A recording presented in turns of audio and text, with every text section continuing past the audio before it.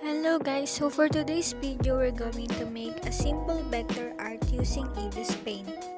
Ano nga ba ang mga kailangan nating materials para makakreate tayo ng vector art? So first, syempre kailangan natin ng device kung saan gagawin natin itong vector art. And second naman is i-install natin ang EBS Paint sa Google Play or sa App Store.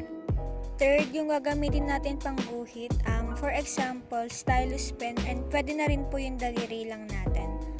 Pagka-open ng app, pinutin lang ang my gallery, and then may makikita tayong plus sign dun sa lower left side. Then you can freely choose what canvas are you going to use, pero mas i-recommend ko po na mag-set kayo ng size para mas better yung quality niya. Click nyo lang yung button na nasa lower right para makapag-import ng photo na gagawin niya.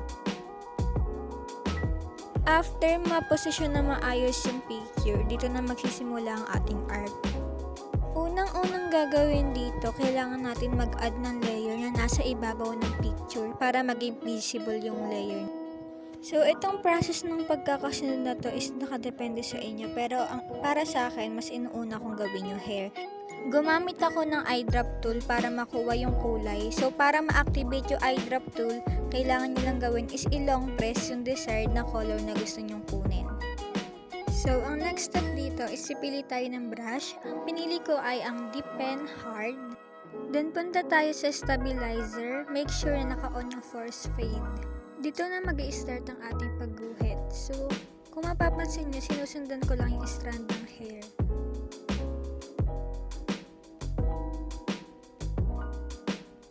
So, all you have to do is titigan nyo lang mabuti yung reference para masundan yung mga line na dapat gawin.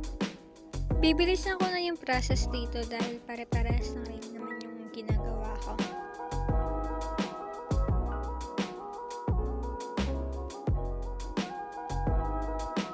If ever na nabilisan kayo, pwede nyo naman i-adjust yung speed sa settings sa YouTube. And also, nag-upload din ako ng mga full process video. Check nyo na lang din po doon. Kapag nalagay na natin ng outline yung buong buhok, dito na tayo gagamit ng fill tool. Advisable ito para mapadali ang ating buhay. Yung process sa ating art. Then, i-fix na lang yung mga hindi na anuhan ng fill tool. After ng hair, punta naman tayo sa pagkukulay ng damit. So, yung layer na ito is same lang din sa hair.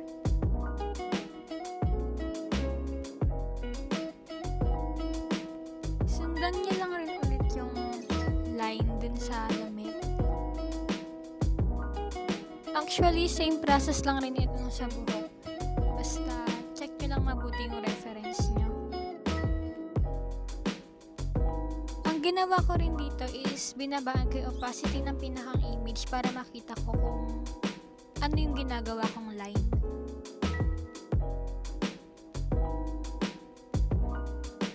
Gamit lang ulit ng fill tool.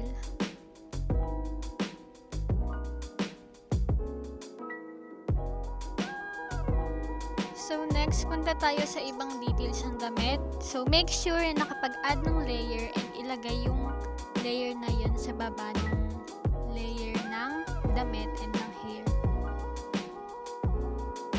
Nilagay natin siya sa baba para hindi niya ma-overlapan yung ginawa nating shape kanina.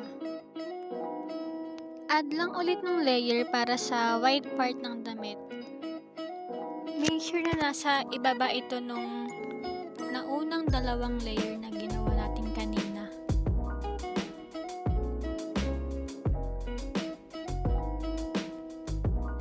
Huwag kayo magmadali kapag gumagawa ng line. Always take your time para mas maganda yung output na kakalabasan.